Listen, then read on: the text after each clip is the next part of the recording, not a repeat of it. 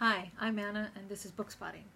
This is my first ever video on this new channel that I started where I'll be spotting books. And I thought that as a first inaugural video, I would talk about the Edinburgh International Book Festival. By the way, I should warn, I have cats and occasionally one of them might just drift across the camera, or you might hear a wild meow because I'm not currently paying attention to them. So just to let you know that it's not crazy ghosts. Anyway, so here to talk about the Edinburgh International Book Festival, which takes place over 16 days in August, and it's a complimentary festival to the Fringe, which is known around the world. It's been going on since 1983, and it's became an annual event, I believe, since 1997. We get almost 250,000 people coming to the book festival every year, which is tremendous because Edinburgh, in Scotland, by the way, only has about 500,000 people altogether. So we get half as many people, showing up just for books. And as you can see, there are tons and tons of events. There's even a separate section in this catalog just for children. It's fantastic. It's tremendous.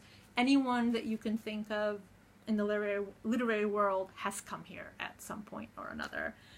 So I went to see a couple of events and I spotted some books.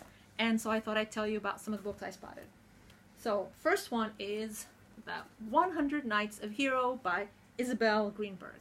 Now, a little disclaimer, I did not actually make it to this event. I had tickets, I got ill, I couldn't go. I still got the book.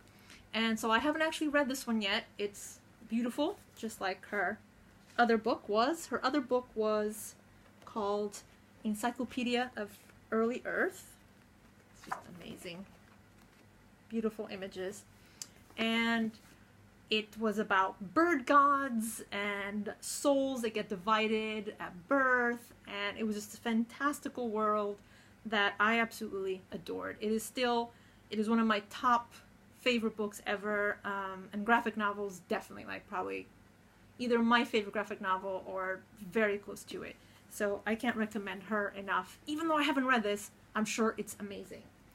And then after that one, I went to see a double bill, and it was very sciencey, very geeky, just like me. And it was these two books. I'll talk about this one first. This is Graphic Science, 7 Journeys of Discovery by Darryl Cunningham. And you can see right here, cute little autograph by him. And this book is about 7, let's say, often neglected scientists in the canon. People that made some amazing discoveries, but that maybe the world, the general, it's not known as like part of general culture. Except it actually has one here. It has George Washington Carver, and like pretty much every school kid in America at some point or another learns about George Washington Carver. But I mean, this book was published in the UK, so I guess here maybe they don't know so much about him. It has people, Antoine Lavoisier, Mary Anning, Nikola Tesla, Alfred, I don't know how to say his name, Wegener, Jocelyn Bell Burnell, and Fred Hoyle, along with Carver, as I mentioned earlier. I think my favorite is probably Mary Anning. Mary Anning, let's see, it's great images there. She was kind of like the grandmother of paleontology. She lived in the 1800s, and she and her family were poor. And so to make ends meet, she would collect fossils near where she lived, and she would sell them to collectors. And through all of her finds, that's basically how the field of paleontology began. She was uneducated, but she provided great,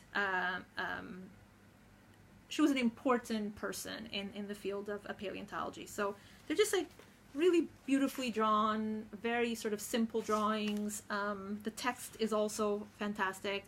And basically, I think this should be a textbook in high schools.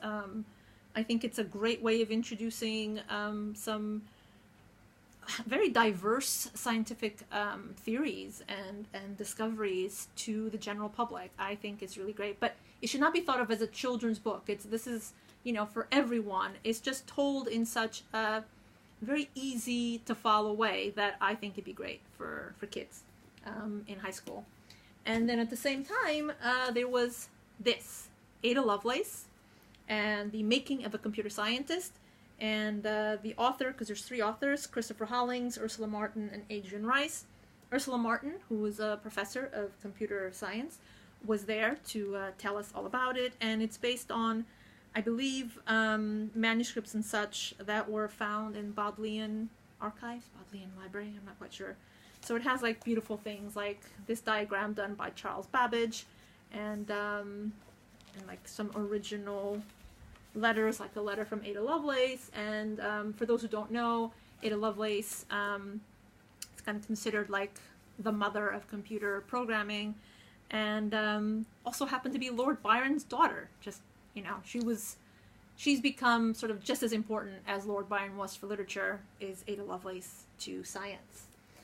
And after that, I got to go and see a national treasure, and particularly a crowd favorite and a local legend, which is who is Alexander McCall Smith, who is a prodigious output of books. He just has stuff. I mean, in the book festival alone, I think he had like 6 or 7 events, children's ones, all sorts of things. And so far, I've only ever read one of his books, but I'll talk about the one that I haven't read first. So this one here is called The Unbearable Lightness of Scones, because he's very punny. And it's in the series of the 44 Scotland Street series, and which is actually what he talked about at the event, because he has a new one coming out, and he's serializing it in the Scotsman, the local newspaper, which is something that he's done with a lot of the novels from this series, which I think is just charming, that he's sort of continuing like a late 18th century tradition like Dickens, but he's doing it nowadays in 2018. And he is just charming and funny and just lovely, so affable, just fantastic. So I haven't read this yet, but I've heard really, really good things about it. The one book that I have read of his is this one, and it's called Portuguese Irregular Verbs.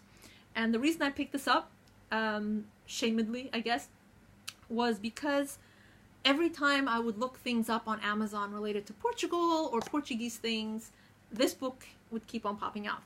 And I should say I would look for things like about Portugal because I am from Portugal, and occasionally would just be looking for guides or other things like that. And so this has absolutely nothing to do with grammar. It's about Professor Dr. Moritz Maria von Igelfeld of the Institute of Romance Philology. And it is just a very funny book.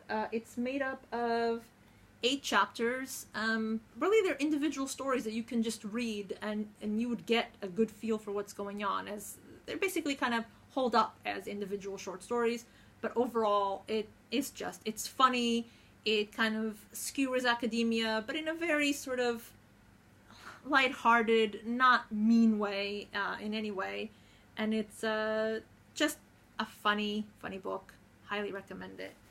And then the last person that I went to see, that I'm going to talk about today, because there's other people that I'm going to see still, was Chelsea Clinton, she of the Clintons, as in President Bill Clinton and presidential candidate Hillary Rodham Clinton. And she has become well known in her own right. She's written actually quite a few books. I didn't realize how many books she'd actually had written up until I went to this event. She wrote one called She Persisted, 13 Women Who Change History, and that was all about women in the US. She's now done a follow-up called She Persisted Around the World, together with, illustrated by Alexandra Boiger? I'm not sure how to say that. And it is just this beautiful book, just lovingly illustrated, with these great women like the great Marie Curie that we all learn about in school, but also people like Mary Verghese, and one of my favorites here was this one here, who is Cisley Lima do Amor from Brazil, who, when she was a little girl, apparently, and I did not know about this, and I actually thought that maybe is exaggerated, but this is completely true. When she was a little girl, it was against the law for young girls to play football or soccer in Brazil, and so she used to make footballs out of other toys, and she was amazing. She was really, really good, and eventually that law got overturned, and she ended up becoming sort of like the grandmother of Brazilian women's football.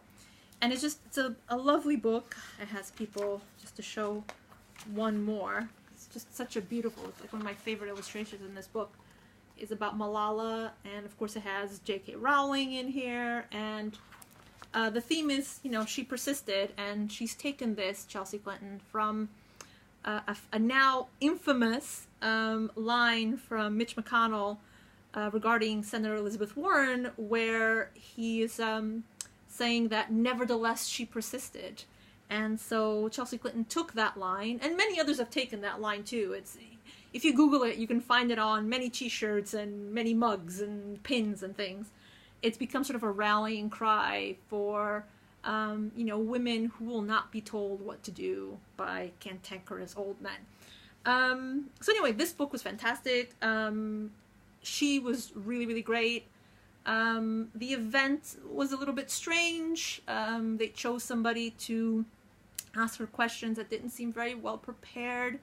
But I thought Miss Clinton really managed to save the occasion, if you will, by, yeah, she just saved it. It was fantastic. They ended up asking questions of the audience, as most of these events will do, but they said right away that it would be children who would get the first go at questions, and then maybe some adults, and there was no time for any adults, and there were some great questions asked by the children present, and I think it was just a really great event, and I can highly recommend this book. So that brings us to an end to this first video about the festival.